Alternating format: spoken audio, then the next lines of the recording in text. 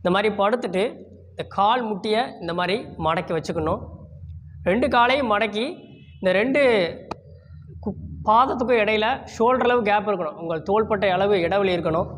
இடைவெளி வச்சுட்டு இந்த மாதிரி கையை கீழே வச்சுக்கோங்க.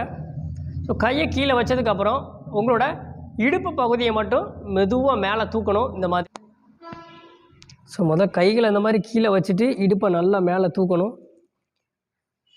இவ்வளோ தூரம் தூக்க முடியலனாலும் பரவாயில்ல, உங்களுக்கு இவ்வளோ தூரம் வந்தாலும் சரி, நீங்கள் மெதுவாக அந்த மாதிரி தூக்கி பாருங்கள். 1 2 3 4 5 6 7 8 9 10 ரிலாக்ஸ். ஸோ ஆரம்பத்தில் ஒரு 10 வினாடி வச்சுருந்தா போதும். நல்லா மூச்சு.